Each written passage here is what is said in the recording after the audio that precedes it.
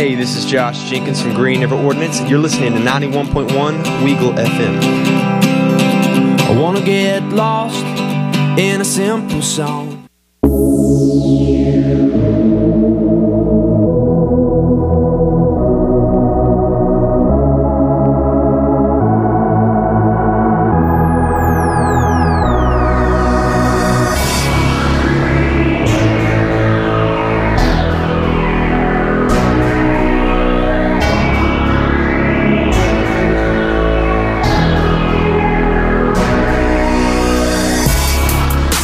And welcome into the Xtra Point here on WEGL 91.1 FM or online at WEGLFM.com. You can also catch us on Eagle Eye TV, Channel 6 on campus. Jared, no, it's a tight end. You can also catch us on Eagle Eye. It's a tight end. You can also catch us on Eagle Eye TV, Channel 6 or online at EagleEyeAuburn.com at 5 o'clock today to catch up on the show. I'm Jared Dill. Alongside me is Brooks Childress, and Brooks, come and gone has Super Bowl 52 went, and it was a great battle back and forth as the Eagles prevail against Tom Brady, Bill Belichick, and the dynasty 41-33. Fly Eagles fly. I thought I was okay, but I'm not. Are you okay to do this show? I don't know. I hurt yesterday. At me. No, look at me. No. Look at me. Are you okay? No. No. Well, guess what? You're going to make me do it anyway? You're going to do it anyway because this is a great day. I don't often get to rub it in your face, the joy that I can feel. Okay? So. It hurts. I'm having a great time already. It hurts so much. So, the first part of the show, we're just going to run through the Super Bowl. The first 30 minutes, Super Bowl, okay? 30 minutes? Yes, oh. 30 minutes. There's a lot of storylines we got to cover. Super Bowl odds. It hurts. Look, we're also talking Auburn basketball, 8th in the AP poll. That's who I'm repping today. I don't have any Patriots gear on. It's all I've just got Auburn basketball. I see the Patriots have left your wardrobe, it seems. They hurt me, and I've got to take a week. Auburn's 8th in the AP poll have a big game against Texas A&M tomorrow on ESPN2. It's a late game on Wednesday, but I'm sure the Auburn faithful will come out. And on top of that, we're going to talk some NCAA bracketology because you know why? We are 33 days away from Selection Sunday. Only 33? We're only 33 days away. And for Auburn fans, this is different because Selection Sunday just meant, oh, look at these 64 teams in the tournament and we're not there, or 68. We're in it now. I mean, at this point, we're here, boys. At this point, wouldn't you think it's like it's set that we're in? No, going based off projections, we are a 99.5% lock for the tournament. We would have to have one of the most like tumultuous endings to a season ever. Then listen, I've watched Auburn sports for 22 years. They can do it. If there's a way, they can do it. So, big show today. Call in at 334-844-9345. That is 334-844-9345. If you want to talk about a Super Bowl, Auburn basketball, or anything, you can also check the Twitter for that phone number because we want to hear what you have to say about the game this past weekend and anything else you got on your mind. We'll talk about it. Including tight ads. I'm not talking about tight ads. They won the Super Bowl, though. Did they, though? Can we start out on that? Can we just before we ease me into the Super Bowl conversation? Okay, we're going to ease you in. I'm going to wine and dine you right here. Tide won the Super Bowl. Did they?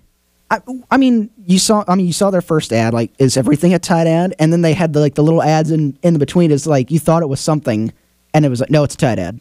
Like it got to the point where I was thinking every commercial that came on is like, is this a tight ad?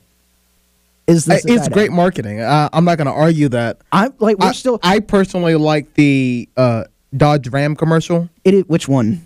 The one with the Vikings. Okay, because the one there's a few, and the one with Martin Luther King's speech is really people are bashing that because they're like, it's we don't know if it's appropriate. Well, goody, a caller already. But the way I look at it is, we had a lot of. I didn't really pay attention. If I'm gonna be honest, I didn't really pay attention to commercials all that much. I did think that Tide 1 was the best. So as Brooks gets ready to put us on a caller, we're going to go ahead and get ready. Talk about the Super Bowl. So Super Bowl 52, it was one of the in the past 5 Super Bowls. I mean, it was exciting. It was close. It was had all the makings of a great Super Bowl. I never thought the game was over at any point. So I'm glad that we got a back and forth Super Bowl. It wasn't like what we thought last year. Last year was great. Don't get me wrong. And I think last year still tops this year. I think the only reason why it would be better than last year is if you hate the Patriots. But I got to say, I enjoyed the Super Bowl. But the Patriots coming back from 28-3, that's probably better in my opinion. Brooks, we're going to head to the phones? Yeah, we've got Dean from Pelham on the line. Hey, Dean. Hey, Dean. Hey, my friends call me Uncle Dino if you guys want to do that. I found it irate that Tom Brady was not named the MVP of that game, even though he did not score more points than the other team because he broke the record for passing yards. I just wanted to get your take on that. Well, here's the thing about MVP. You got to win the game first. That's probably step one. Well, Uncle Dino, I agree wholeheartedly. If he'd won the game, he definitely should have been the MVP. It hurts me emotionally that he did not win the MVP. He's the MVP of the league. He should at least win the Super Bowl one too. You make sense. Thank you. I'll hang up and let y'all talk. All right, thank you, Uncle Dino. Some of the people that we get sometimes makes you wonder, right? Sure. I'll figure out how to hang up the phone. Hit drop, the big red button. There you go. We're having trouble. No, you're having trouble. If the Patriots lost, still shaking you that much? Sure. You want me to be completely honest? Yes. I didn't get out of bed till 11 o'clock yesterday. Okay. And that's normal. It's normal for a weekend. Usually have class at 11. I didn't yesterday, so I stayed in bed till 11. I woke up at 9, just laid there till 11. And then I sat on my couch and I played Madden and I made sure the Patriots won. You played the Eagles? No, I didn't. I played my preseason of my franchise, but I made sure they won. I left my apartment 3 times yesterday, and then I went back every time, and I just sat there. It's a tough one, isn't it? It hurts. It hurts. And there's a reason why it hurts. I'll let you talk a little bit because I got to take another caller. But I'll tell you why it hurts. We really need an intern at this point. I know, right? But Tom Brady threw for 505 yards. He played a great game. One of the best games I've seen in Super Bowl history. Tom Brady did a great job.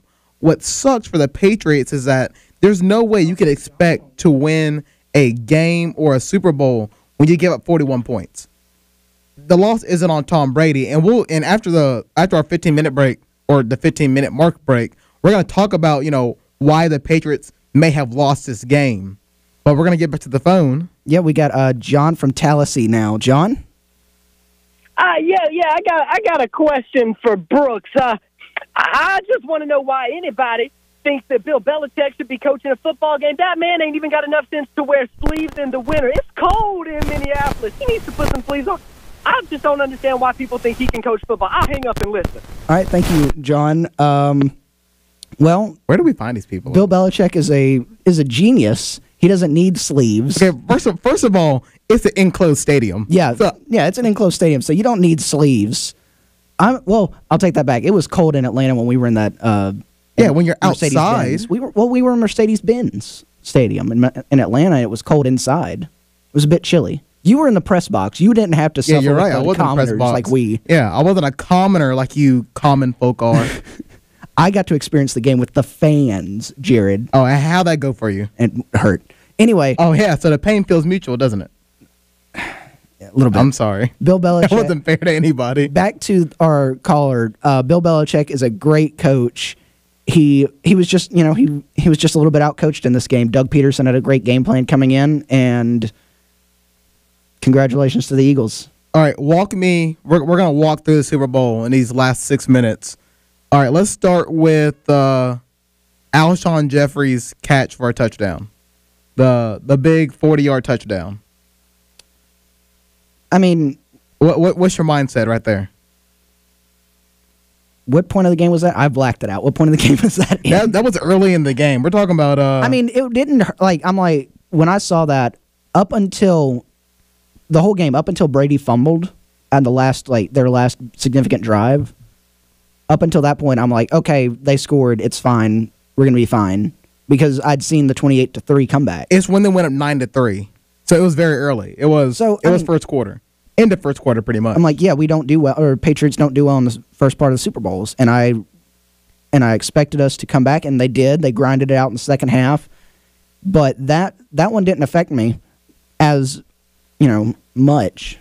It was like watching. It reminded me of the Jacksonville game because Jacksonville went out and scored, and then they kind of stopped. And I'm like, all right, so this is how it's going to be. We're gonna let them score, and then we'll stop them, and then we will go on. Going into halftime, down 22-12. Same thought process. Look, it's just one half. They're going to make your adjustments. We're going to come back stronger. I will say I did have a little doubt at halftime.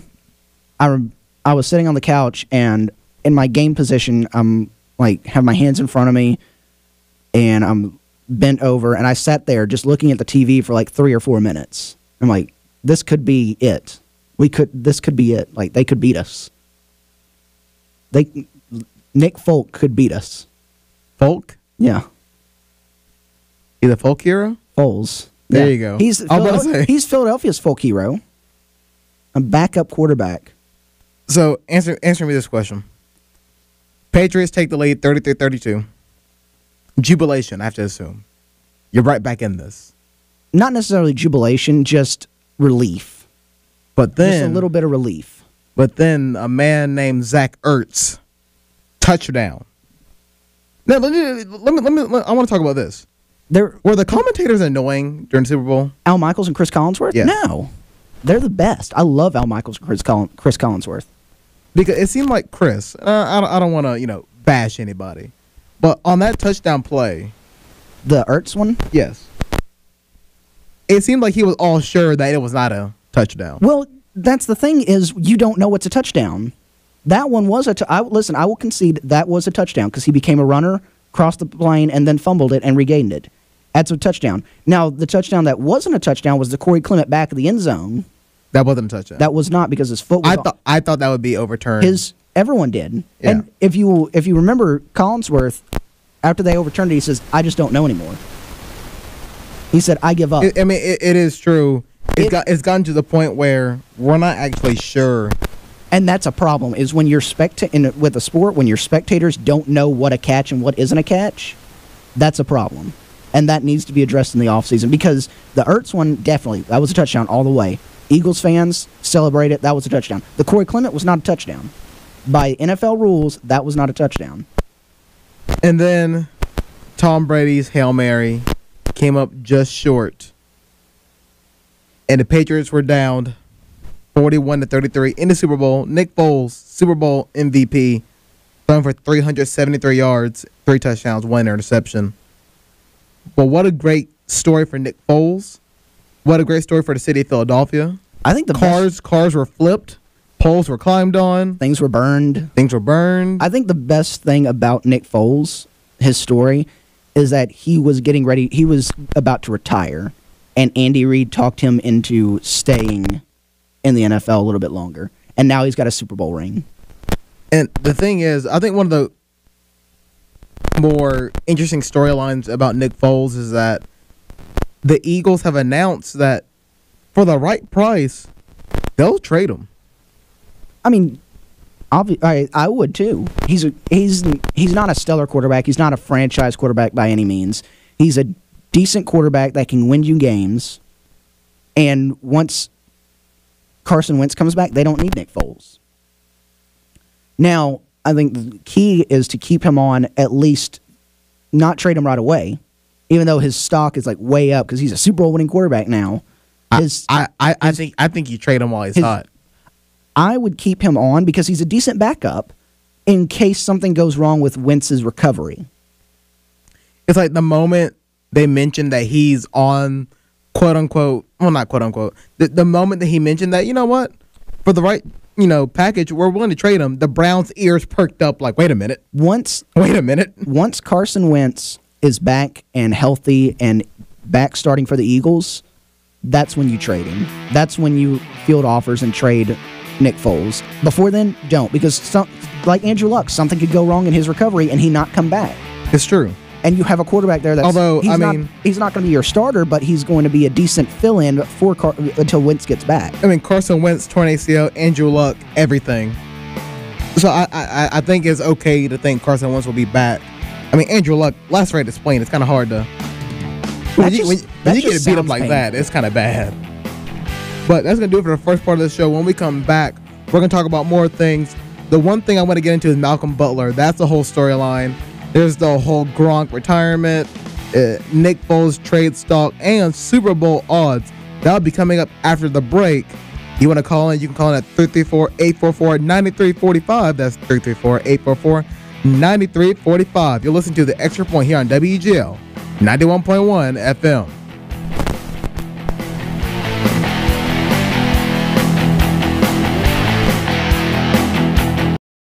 This is a place where it only takes a second to imagine your future. Grasp a new concept in class. Inspire a child's curiosity. Discover a real-world solution. Seize an unexpected opportunity. There goes Davis! This is where you gain the preparation, confidence, and determination to succeed. This is Auburn.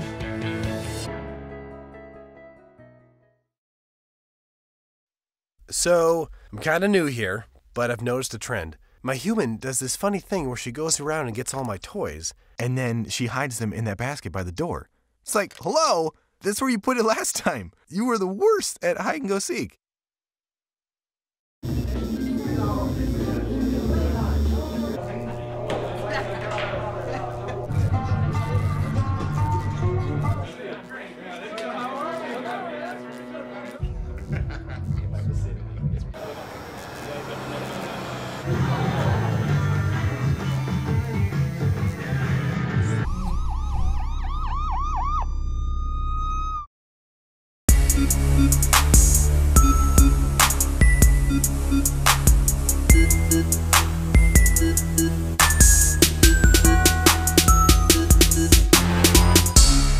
And welcome back into the Extra Point here on WEGL 91.1 FM or online at WEGLFM.com. You can also listen to us on the TuneIn app, on SoundCloud at WEGL 91.1 FM, or on iTunes at WEGL 91.1 FM. Don't die over there. I'm sorry.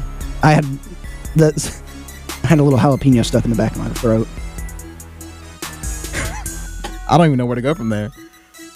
Seamless transition. So let's keep talking about the Super Bowl. If you want to call in and talk about the Super Bowl or anything about Auburn basketball, anything about sports in general, come on, throw us a bone, guys. You can call in at 334-844-9345. That's 334-844-9345. You have 45 minutes to call in and talk about sports. So let's talk about Malcom Butler, okay? Probably one of the weirder storylines coming out of the Super Bowl, especially after it's all said and done. We're listening to this beautiful rendition of the national anthem by Pink. Kudos to her. Great job. Camera pans to Malcom Butler. It was the under, too, by the way, for the national anthem. I don't remember what the over-under was, but she went under.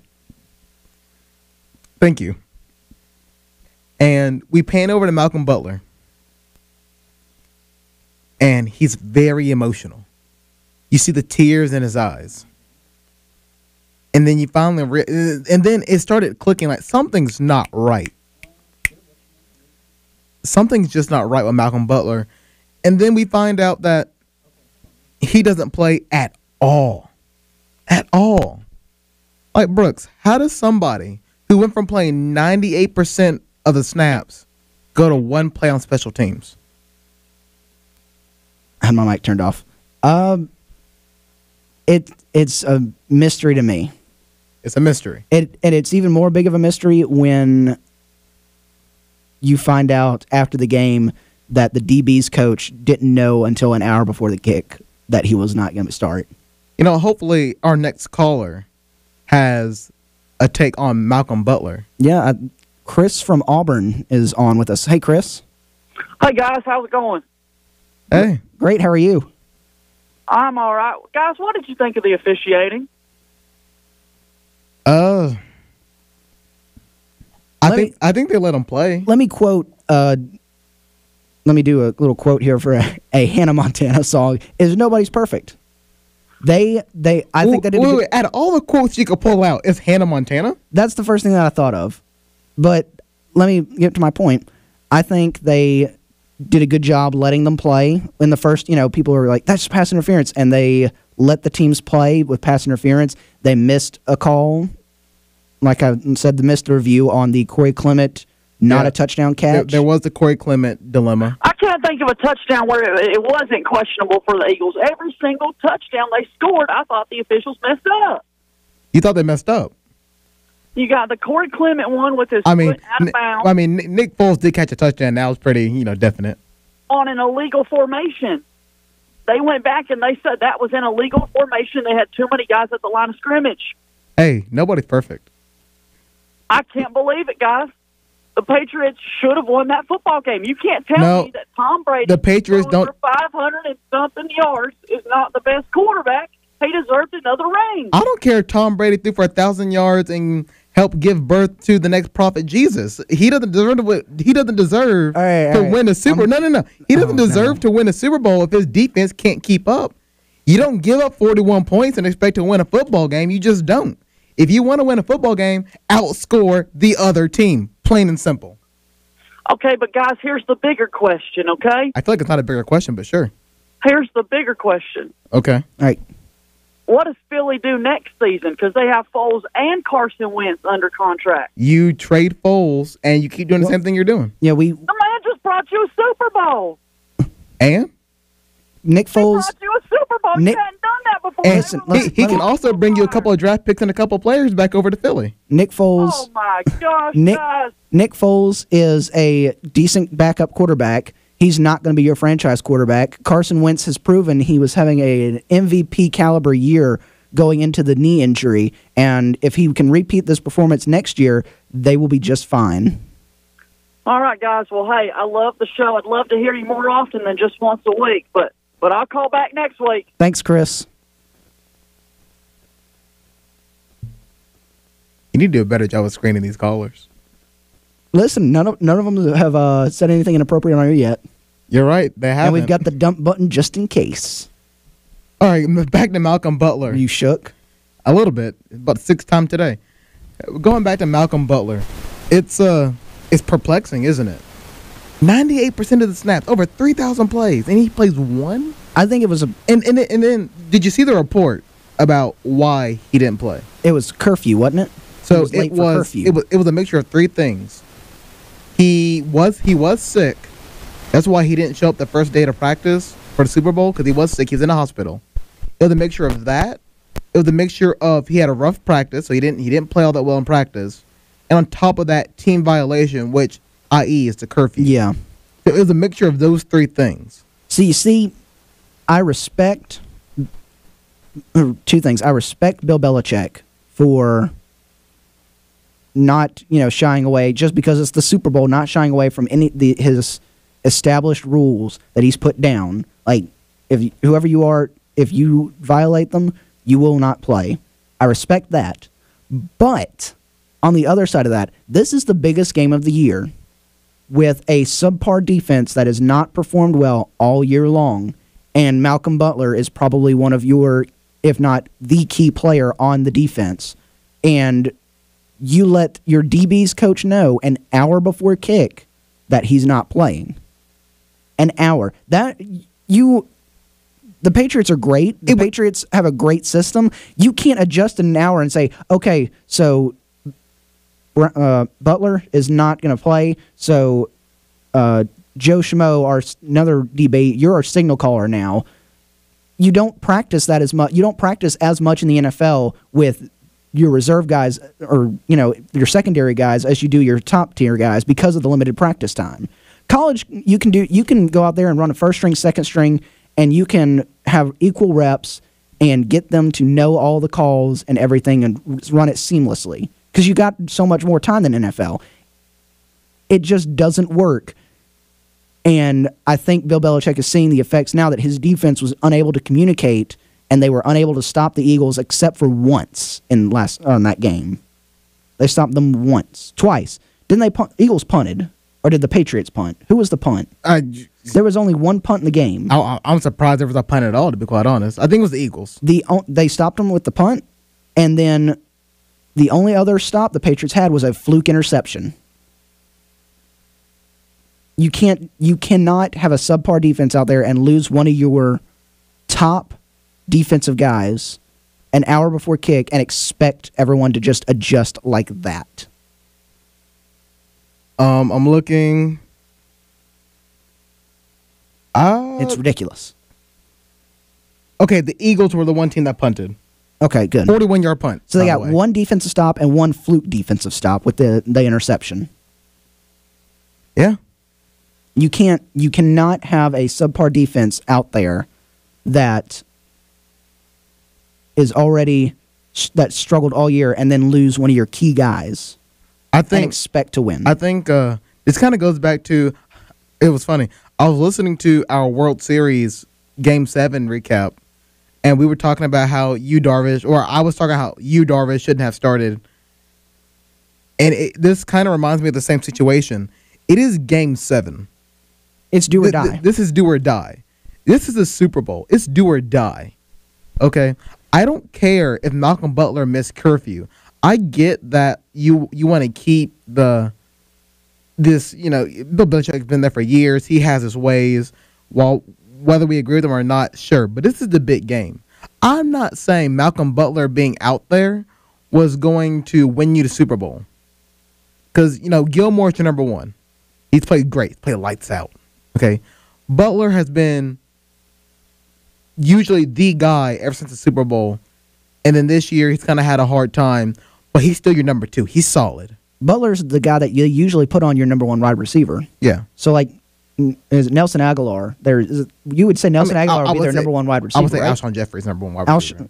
And as you saw in the first half, he was. And then you'll notice that they switched Stephon Gilmore over to Alshon Jeffrey, and it got tougher to throw to him. And I'm not going to say it would have mattered, but if you had Butler on Alshon Jeffrey the whole game, it may have turned out different. I also want to point out that Malcom Butler is a very good run stopper. And what did the Patriots have a hard time doing? They couldn't get a pass rush. They couldn't get a pass rush.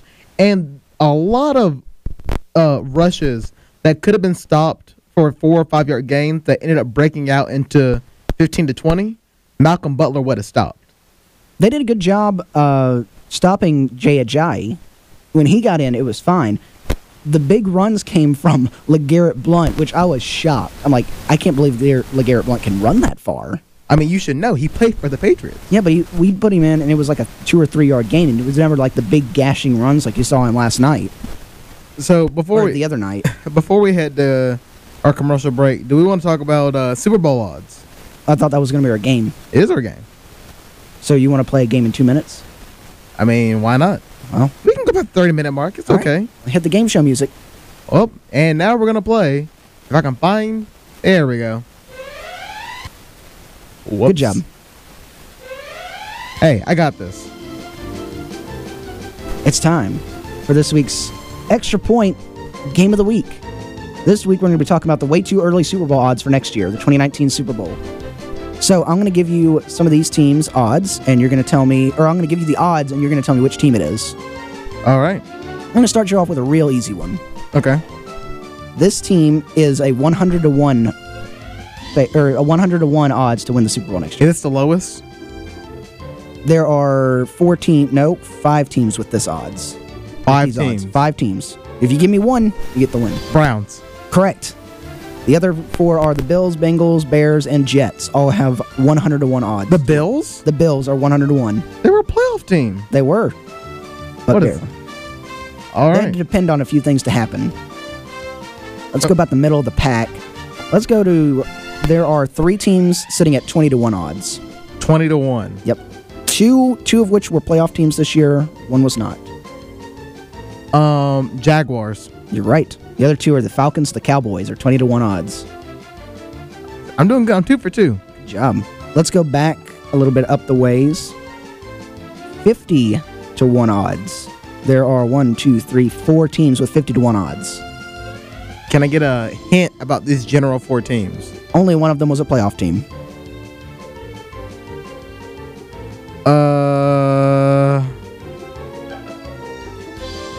Seahawks. Nope. Would you like one more guess? Yes. Can I get another hint? 2 of them have the same kind of mascot. It's an avian variety. All right, so it flies. Ravens. Correct. Ravens is one of them. The Cardinals, Titans, and Lions are the others. Oh, the Titans was a gimme. Let's go down the list to some of the better odds. There are 2 teams with an 18-1 odds. No, 3 teams with 18-1. 3 teams with an 18-1 chance to win the Super Bowl next year. These are pretty good odds. Not great, but they're pretty good. Can I get a hint? Only one of these teams made the playoffs. 2 of them have new quarterbacks. Redskins. No. Oh, they have a new quarterback. They do, but that's not it. Would you like take one more guess, or you just want me to say it? I'm trying to think of the new quarterback one. Like I don't. You want the divisions for these teams? Yes. NFC West, AFC South, NFC South. AFC South, Houston. Yep. It is the 49ers, the Texans, and the Saints. All 3 have 18-1 odds. I thought about the Saints. I really did think about the Saints. That's amazing that a year after they get Garoppolo, they're an 18-1 odds to get to the Super Bowl. All right, let's do one more. Who's the favorite to win the Super Bowl? Patriots. Do you know what their odds are? Isn't it like 4-1? 3-1. 3-1? 3-1 to win the Super Bowl next year. And the second is the Packers at 8-1. Aren't the Eagles like 3rd or 4th? The Eagles are also 8-1, so they're tied with the Packers. Okay. Packers have a little bit better though. Hey, I did a good job, I feel like. I'm impressed. I had to give you a few hints though. Hold on, before we go to break, do you want to know the Colts? Yeah, or can I guess the Colts? Sure. You want to guess the Colts? Yeah. Are they like 40-1 odds? They are exactly 40-1 odds. Good for you. I am amazing at what I do. Somebody hire me. I'm good at this. Well, Vegas, I'm calling out. I mean, dial Vegas right now. Well, maybe they'll call in. Maybe Vegas will call in. When we come back from break, we'll talk. That's how you know it's meant to be. When we come back from break, we'll talk about the AP Top 25. Auburn, number 8 in the AP poll. We'll talk Auburn basketball or anything about sports. Call in at 334-844-9345. That's 334-844-9345. You're listening to The Extra Point here on WEGL 91.1 FM or online at WEGLFM.com.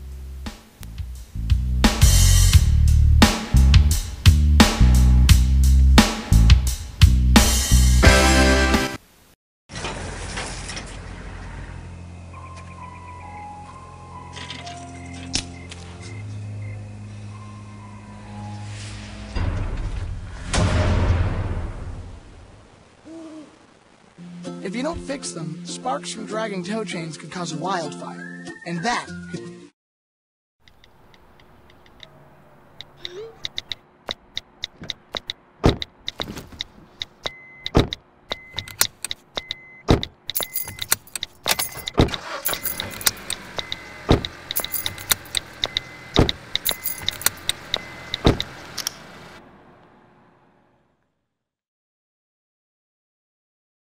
to be tornado next Thursday? Seriously? Thursday?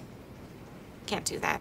This is really inconvenient. I have yoga that day. Have your loved ones about how you're going to be ready in an emergency. Don't wait. Communicate.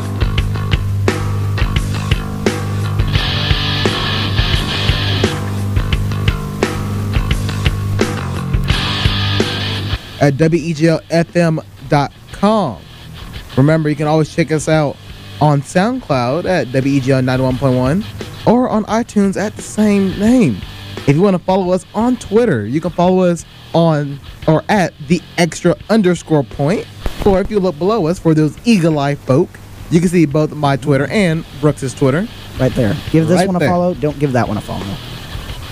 And on top of that, if you want to call in and talk to us about what we're going to be talking about up next, Auburn basketball or anything sports-wise, you can call in at 334-844-9345. That's 334-844-9345. We're going to segue straight into the AP Top 25. And look who is busting into the top 10. It is the Auburn Tigers. Number 8 in the latest AP poll. I'll run through it. See, usually we don't have to run through the AP poll for basketball because we're not there. But we do anyways. Well, we have to do this now. It's so fun. Do you know what's great about it though? What? I never thought I'd see the day that Auburn basketball and Louisville, because Louisville's not even ranked. Like, you think of Blue Bloods, you think of those teams, we're ranked above all of them. Syracuse, we're better than Syracuse. Number 1, Jim Boeheim. Number 1, Villanova, followed by Virginia at 2, Purdue at 3, Tech, and at number 8 are the Auburn Tigers. And look who follows them. We're basketball now. So we're a basketball school. We're a basketball state. Step aside North Carolina. We're a basketball state now. And speaking of being a basketball state, I don't think Alabama received any votes. So I think no, they did. They received 8. They did. They got there. Jab. They got there. Don't worry. So we're still waiting for that hiccup, I guess. It's bound to happen. I mean, I keep saying this and I keep reiterating. 2-game lead in the SEC for the SEC regular season championship. 2 games. There's not many games to go. And right behind them, by 2 games, is Tennessee. So Auburn's looking for a Tennessee loss to widen that gap. And guess who Tennessee plays on the road? Kentucky. Number 15 versus number 24. Kentucky takes on Tennessee tonight, 6 Central on ESPN. Kentucky is a 1.5-point favorite. That is a big game for Auburn. It's a big game for Tennessee and Kentucky, too. If Kentucky really wants to get back on the winning snide, they need to win this game at home. If Tennessee really wants a lot of momentum, you go into Kentucky and beat them. And if you're Auburn, you're hoping that Kentucky gets a big win over Tennessee. That way, they kind of, when they walk into Auburn Arena, in 8 days. By the way, the game's in 8 days. Oh, no. Valentine's night, someone's heart will be broken. Somebody's heart's going to be broken. I hope it's not mine. When Kentucky walks in 8 days, hopefully they would have already hit their peak and they're coming back down off the euphoria of a big win. Another game is South Carolina on the road taking on Arkansas. Arkansas is a 7-point favorite. That is on ESPN2. 6 o'clock again on SEC Network. Alabama, after getting a big win over Florida, goes on the road to Mississippi State. And Mississippi State is favored by 3 points. That would be at Humphrey Coliseum in Starkville, Mississippi. The Hump. And finally, at 8 Central, Missouri travels to Oxford to the Pavilion to take on Ole Miss. Ole Miss looking to get back to 500. Missouri is looking to extend their good record. If Missouri would have won 16-8, and that's a pretty respectable 16-8, good enough to get into the latest bracketology, I'm sure. It's amazing to look at the SEC, and you look around the league, and just by comparison, you think the league's not that good because Auburn's beating everyone. There's a lot of middle of the road teams in the SEC. There's a lot of 4-6 teams. There's a lot of 4-6 teams, and I think the league is in a good place. I think it's a very competitive league, and it just doesn't feel like it. Like you look at you don't. When you're looking at bracketology, or before you look at bracketology, you'd think oh, there's going to be 3 or 4, maybe 5 SEC teams, and then you look at it'll give you a list of these teams in from this conference, and it's a lot of the conference. You're like, I didn't know this. It's a very sneaky conference this year. Out of the 14 teams in SEC, 6 are 4-6 in conference. It is a train wreck. It is a log jam at the bottom. It's kind of a parody now, isn't it? What? The league. It's a little bit of parody. It just means every more. team. It just means more. It just means more to be mediocre. Everyone is kind of around the same spot. Everyone's got, newish coaching. And so, the SEC is never going to be the conference that the ACC is or the Big 12 is in basketball. This year, it's like a sneaky mediocre teams. Like most of the teams are mediocre, but it's very sneaky. Like you didn't realize how many teams are actually in contention for a tournament spot. The SEC has never had more than six teams in the tournament. I was about to say, that may be hard to field a team in the tournament if you just have 6 players. They've never had more than 6 teams in a tournament. That's how we played our game last night. We had 6 players in an intramural game. It was hard.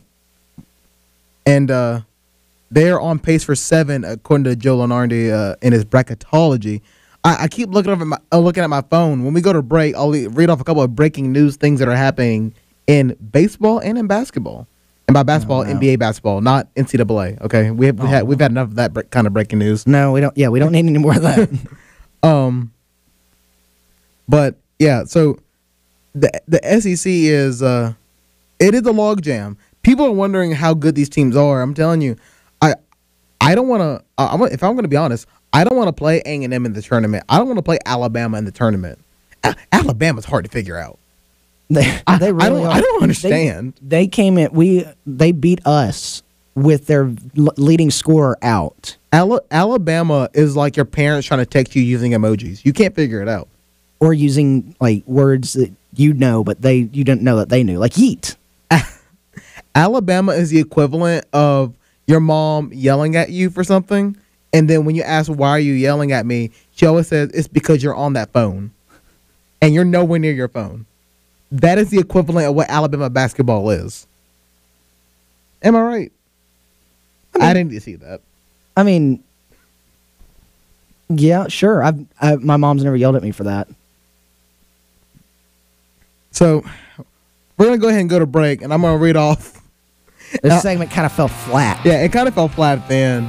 But I'm going to go ahead and I'm going to read off a couple of these breaking news reports.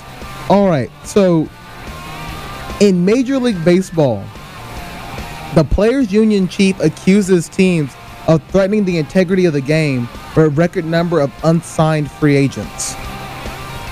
That is Tony Clark, the Player Union's chief.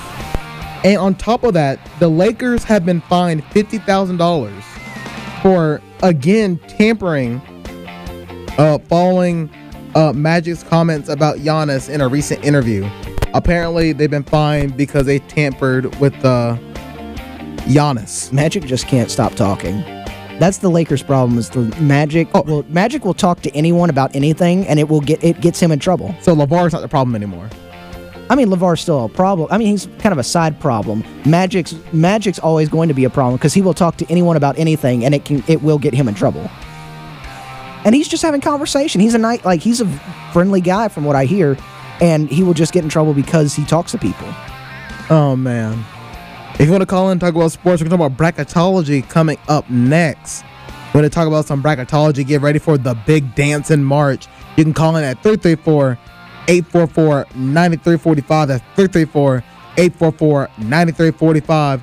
You're listening to the Xtra Point here on WEGL 91.1 FM or online at WEGLFM.com.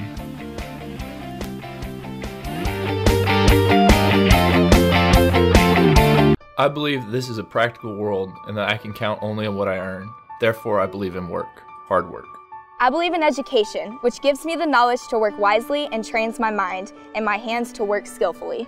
I believe in honesty and truthfulness, without which I cannot win the respect and confidence of my fellow men. I believe in a sound mind, in a sound body, in a spirit that is not afraid, and in a clean sport that develops these qualities. I believe in obedience to the law because it protects the rights of all. I believe in human touch, which cultivates sympathy with my fellow men and mutual helpfulness and brings happiness for all. I believe in my country because it is a land of freedom and because it is my home, and that I can best serve that country by doing justly, loving mercy, and walking humbly with my God. And because Auburn men and women believe in these things, I believe in Auburn and love it.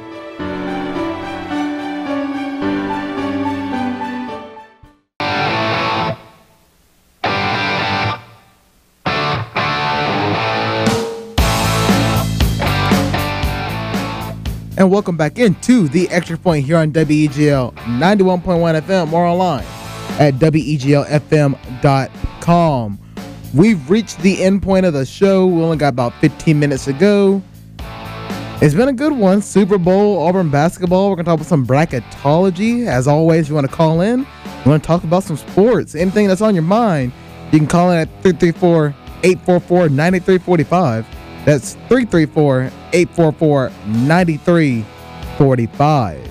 I'm Jared Dell. Alongside me is Brooks Childress, and it's time to get into the latest bracketology from Jello Nardi of ESPN. Da-na-na, da-na-na. And what does that bracketology say? Well, there are teams in a bracket. Yes. The ACC leads the way with 9 teams. We talked about the SEC. I have to make a correction. I said right now it's at 17th. It's actually at 8 teams now. There's so many, and like I said, there's so many, and you just don't think, like, you tell me Texas A&M, you're like, how are they a bracket team? But it's from their non-conference schedule. And I think all the teams that were on the bubble for the SEC have officially moved in. We're going to take a quick look at this. I'm pretty sure that's what happened. We're going to go bracket. We're going to go region by region, and you're going to read all the bracketology because we haven't done that yet. And we just want to give you the layout of what these games will be. We're going to do that real quick, and we're going to talk about probably the most exciting parts of the tournament, and that's just the matchups, okay? So, let's start with that. Let's start with the East bracket. Okay, so we have Villanova as the 1 seed, okay? Let's go Cats. Go Cats. Okay, if they're going to take on UNC Asheville or Savannah State, who cares? 16 seed. Excuse me. Whatever. Let's go UNC Asheville. Florida State as an 8 against TCU as a 9. Kentucky as a 5, taking on Loyola Chicago as a 12 seed. North Carolina 4 seed against Vermont 13 seed. Seton Hall 6 seed, taking on Houston 11 seed. Number 3 Texas Tech. Number 14 Bucknell. And number 2 Michigan State against number 15 Pennsylvania. That is your East region. Okay. Take a look at the West. Xavier's your 1 seed. They're going to take on Wagner. Florida and Arizona State get paired up in the 8-9 game. The 5 versus 12 is Miami and New Mexico State. That's an upset watch right there. I think that's an upset Mexico watch. State could. New Mexico State was a 12 seed last year. Yeah, New Mexico. I think those 2 teams also played in one of those Hawaiian tournaments in November too. Number 4 Oklahoma gets paired up with number 13 South Dakota State. Number 6 St. Mary's taking on either NC State or Kansas State. I think either way, they're going to be in for a tough battle with that one. Number 3, Arizona taking on number 14, Montana. Number 7, Butler. Number 10, Arkansas. There's an SEC team. That's another game that Arkansas could come out the gates. If they come out the gates firing, they could upset Butler. And if Arkansas wins that, they would take on the winner of Duke versus Rider, the 2 versus 15 team. Upset brewing. Over in the Midwest, Purdue would take on either Arkansas Pine Bluff or Nichols. And then after that, look at this one, Louisville versus Texas A&M. There's another SEC team right there. And the 5 versus 12, West Virginia against Boise State or Virginia Tech. Then number 4, number 13, Tennessee against Buffalo. Number 6, Gonzaga take on number 11, Providence. Number 3, Clemson against number 14, Charleston. Here's another SEC team. Number 7, Michigan, and number 10, Missouri. I like that matchup. And then number 2, Kansas, and number 15, UC Santa Barbara. Now, there's a reason why I'm doing the South last. That's because Auburn is in the South. Over in Charlotte, number 1, Virginia taking on Florida Gulf Coast.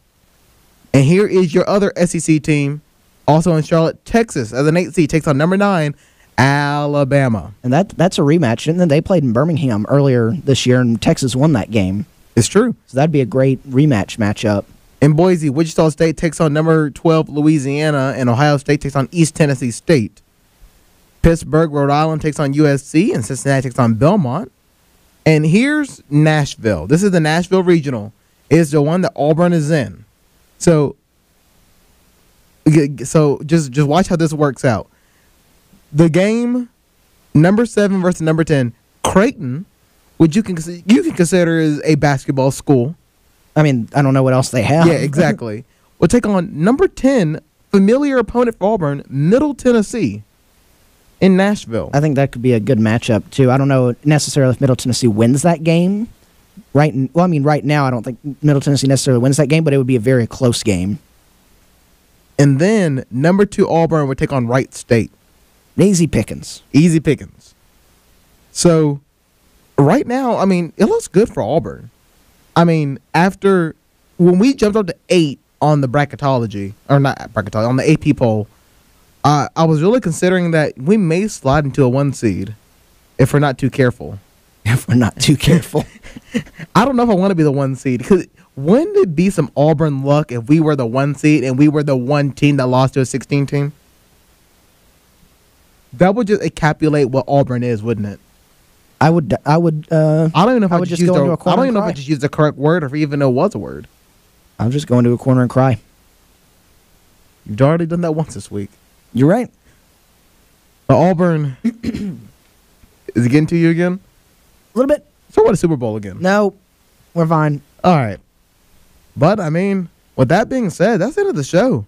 Can I bring up one quick topic? Yeah. College football. Okay. We saw this earlier. I'm disappointed in one coach. Yes. I'm very disappointed in a Power 5 coach. Yeah, Ohio State. What you think you're doing? Urban Meyer does not know what Saturdays are for. He doesn't know what Saturdays is for. Jim Harbaugh knows what Saturdays are for. Jim Harbaugh knows. Urban Meyer. Everyone should know what Saturdays are for. What are Saturdays for, Jared? Saturdays are for the boys. Saturdays are for the boys. Urban Meyer thinks it's for the great game of football, which he's not wrong, but Saturdays are for the boys. See, Jim Harbaugh knows that Saturdays for 2 things. Saturdays are for the boys, and Saturdays for also losing big games that you should win. Oh, no. Isn't that right, Jim Harbaugh? Yeah. Hey, he'll be okay. He wasn't and we'll ready. be okay, too. Hey, if he wants me not to make that joke, he should win a game. That matters. Oh, no. I'm just saying. But thank you guys for listening to the Extra Point here on WEGL 91.1 FM or online at WEGLFM.com. Remember that in about, give or take, 20 to 25 minutes. We keep pushing that time back just a little bit every week. I'm trying to give myself enough time to make sure that I'm true to my promises. I'm a man of my word. Our show, in its full entirety, a whole hour, our beautiful, beautiful voices will be uploaded to SoundCloud for your listening pleasure on SoundCloud and on iTunes. At WEGL 91.1 FM, you can download the show and listen there. But if you just want to see our beautiful, beautiful faces, you can wait until 5. Don't stop doing that. No, I'm bugging for the camera. You can wait until 5 o'clock today, where we will be live on Eagle Eye TV, Channel 6 here on Auburn University's campus, or on Eagle Eye TV, or I messed up, or at EagleEyeAuburn.com, where we'll also be live there. You can also check us out on the Eagle Eye TV YouTube page. Hey, Jared, you want to know something? What? Before we go? What? This whole show? Yeah. It's been a tight ad. It's been a tight ad. It's been a tight ad. This whole show. How much did they pay us? 0. This much. Well, thank you guys for listening. Same time, same place for Brooks Childress. I'm Jared Dillard. So long. We'll see you again next week. Row the boat.